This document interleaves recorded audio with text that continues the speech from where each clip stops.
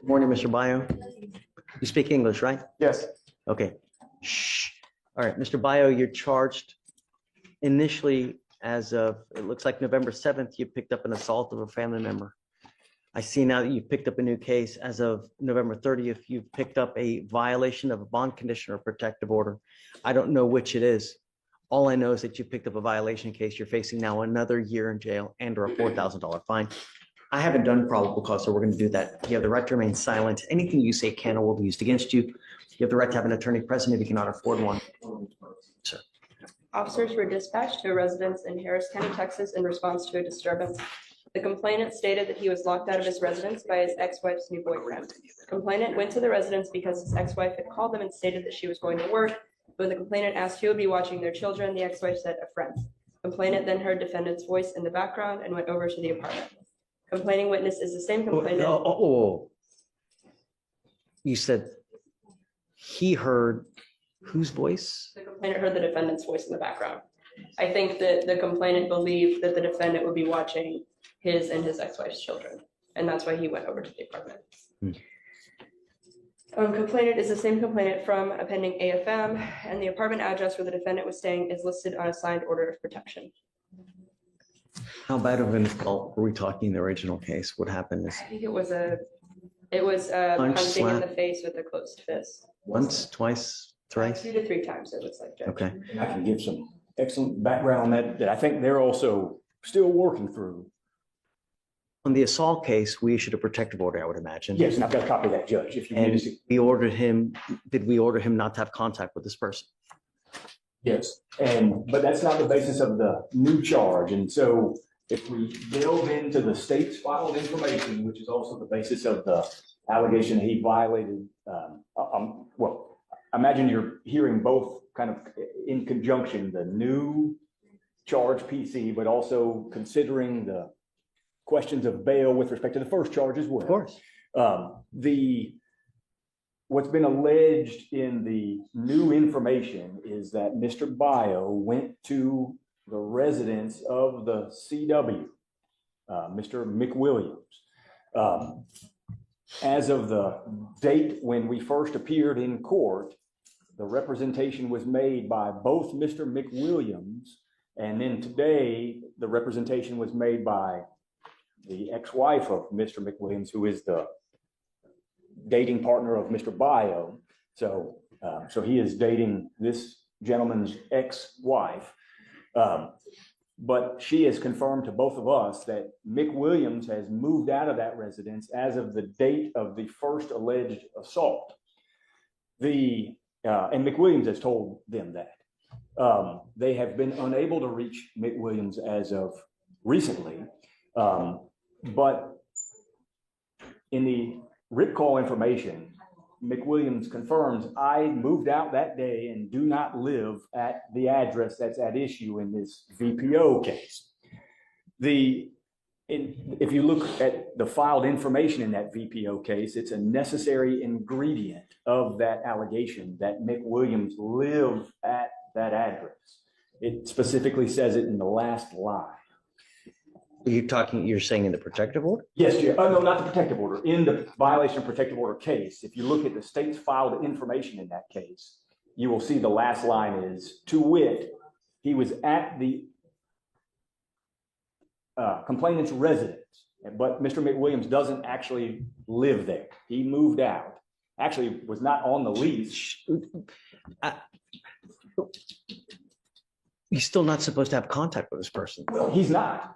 He didn't have contact with him. What happens is he's at a place that is not McWilliams' address, and then McWilliams, angry that he's there, still wanting to control his ex-wife, comes over there and busts the windows.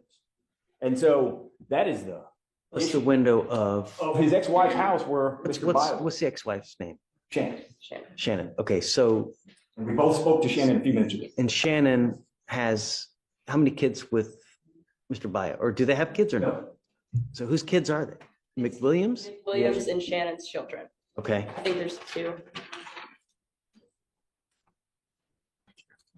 And so what's alleged in the newly filed charging document is that Mr. Bio went to the residence of McWilliams. which there's no PC to believe that. He did not go to the residence of McWilliams. He went to Shannon's residence. McWilliams does not live there, stopped living there. Okay, this is where things get legally tricky. The entire violation charge may hinge on one technical detail, whose residence that actually was. If the protected person no longer lived there, the defense is arguing the order might not legally apply in the same way. That's a huge deal because protective order violations are very specific crimes, and if one required element fails, the whole charge can wobble. Backhand index pointing right, what do you think? Should the law focus on the listed address or the person's actual residence? And the state can't meet the information. And so there's no PC on my argument, Judge, is that there's no PC that the state or the officer. So in our case, in the assault case, the protective order says that he's not supposed to go to this Spring Cypress, the apartment in Spring Cypress, right? Well, contemplating that that's McWilliams' address. Is that his address? Yes or no? That is no longer his address, Judge. Okay. When that was filed, I imagine that was the original apartment, but on the Because a lot day. of times they never updated. They just put the original apartment where it happened at, and they always assume that it's this, and, just. So that's no longer the address. Mr. McWilliams moved out of that address on the day of the incident, and he told Okay. me he moved out. I believe that Shannon is the only name on the lease. For the violation case, where is he alleged to have gone to? He went to the address that's listed in the original MOA. So he went to the Spring. Spring Cypress. Right. That's right. Okay.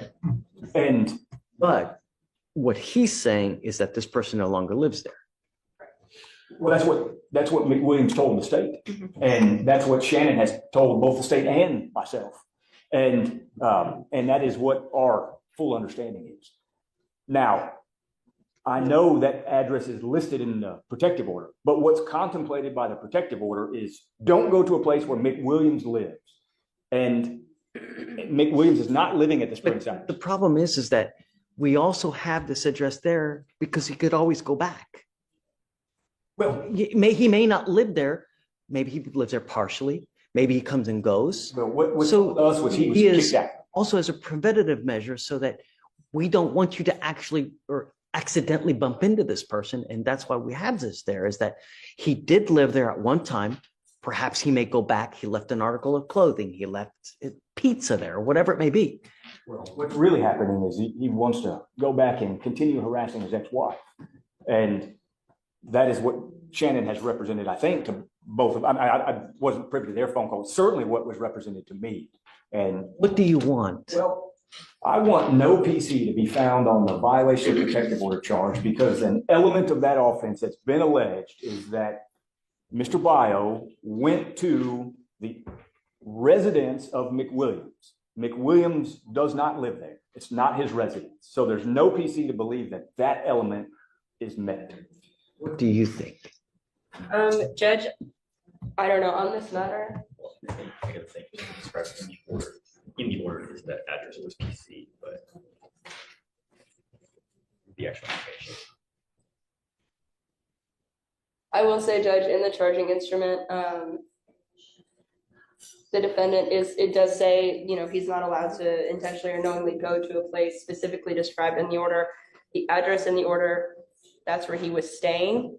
But in terms of The address in the order, who was staying the defendant was staying at the address in the order. in this In the protective original order? MOAB, Spring Cypress. Okay. Yes, the defendant was staying there. But I personally, I will say in terms of PC, I'm going to defer to the court on this matter. And may I just read that little blurb of the information that I think is important for the court to hear? May I take a yes? Notice what's happening here. The courtroom is shifting from facts to interpretation of intent and prevention. The judge isn't just asking what happened, she's asking what could happen. Protective orders are often written broadly to prevent accidental encounters, not just intentional contact. That means even gray areas can become risky territory. And honestly, this is where many defendants get into trouble, not from direct confrontation, but from being in the wrong place at the wrong time. Cheat and steal y'all's computer. Go ahead. So Do we still have a problem with him trying to communicate, though? With No, the- he didn't want to have any communication. This gentleman comes over to the place and starts busting the windows. I will say the complainant came to the place where the defendant was staying. Like he initiated the contact in the situation.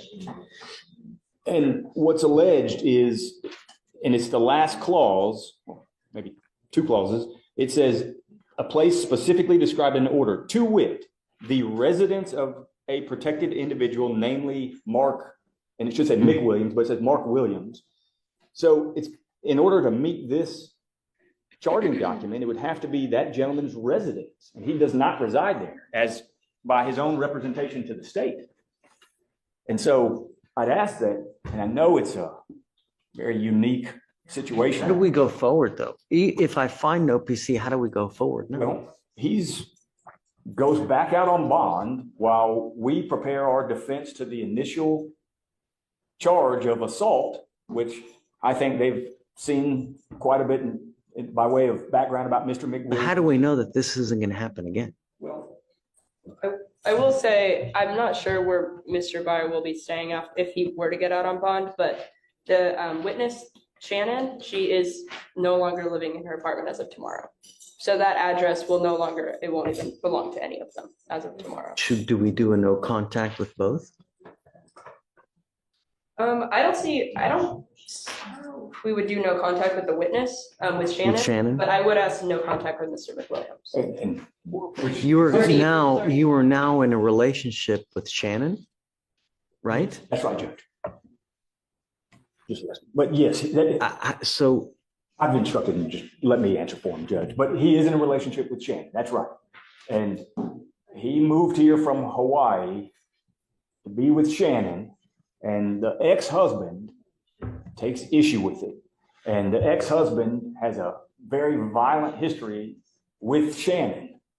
And so long-term, we think there'll be issues with case one even. But I understand that that's not really we're not there yet. I think the question is what to do if he is out. I do think, obviously, no contact whatsoever in any form, shape at all with Mr. McWilliams is appropriate, and that is what existed.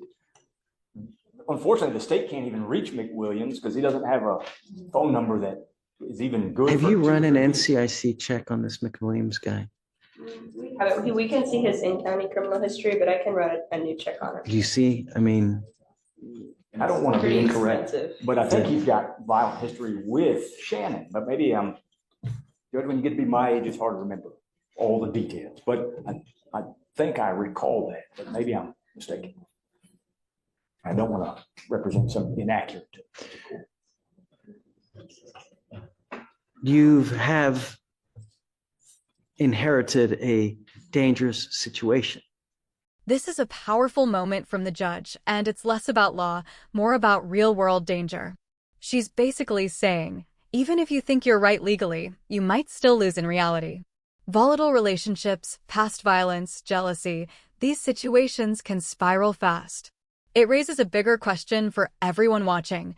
When legal battles overlap with emotional conflicts, can the system really prevent escalation or just react after something happens?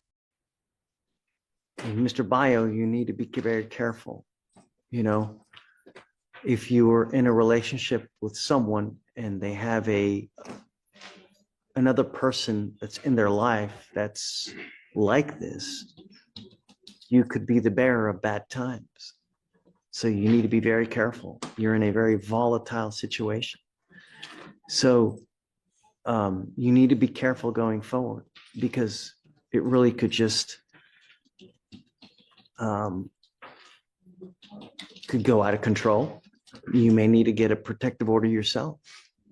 You know, it's very possible that you may need to get a protective order. So just be careful. You're in good hands. You ever have any issues, just reach out to Brian. We can always help you out as well. I'll find no PC on the violation of a protective order, but just be careful, because there are a lot of vindictive people in this life that will they'll try to make your life a living hell. And you being on bond in this case, they can do that. They can say, hey man, he's doing this to me. He's threatening me. He's doing that. And if an officer doesn't know any better and they come up and they see that have this open assault, they may never take your word. They may never even speak to you. They'll just put you in county. So you gotta be careful. You know, you're in good hands. We'll help you out for as much as we can. Okay. Okay. So I'll find OPC on the, And I think, Judge, what, on the violation case. And I'm not going to revoke your bond on the original assault case, Mr. Bio, but you got to be careful, man. You know? and Judge, I think you should also have him give his updated address to pretrial would be appropriate as well. Okay. And I think there's probably somehow make a notation in everywhere so that we know where Shannon lives. You don't have an address for, McWilliams, so I don't know how we're going to handle Well, I that. think the But protective order does say any address where McWilliams does reside. So whether or not, I guess that'd be a notice question, but we know not to go anywhere where he I lives. think the issue is whether this other person's going to now be, Yeah. You do understand all that? Do you have any questions? Just be careful.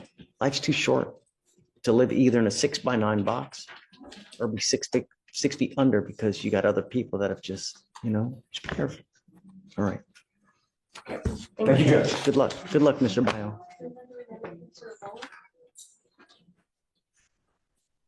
When does it expire? Do you want me to amend this if this is where he's going to go live?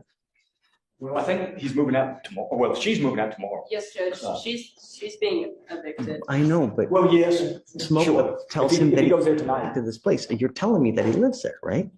Well, I'm telling you that McWilliams doesn't live there. And, No, but you're also telling me that he lives there. I mean, well, he should have the right to be there, yes. And where's he gonna go? No. well, let me find out. I'll give you the correct address. And then, then I'm gonna take this off if he's gonna go back here. Yes.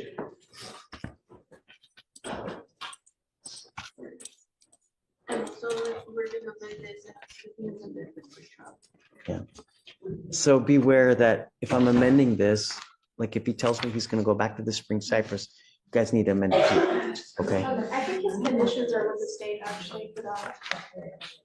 But I don't want the same thing to happen like what happened. Yes, I double checked into it, and then I went ahead and did continued supervision on the PR bond that we supervised for the PDR you got, and then I deactivated the VPO.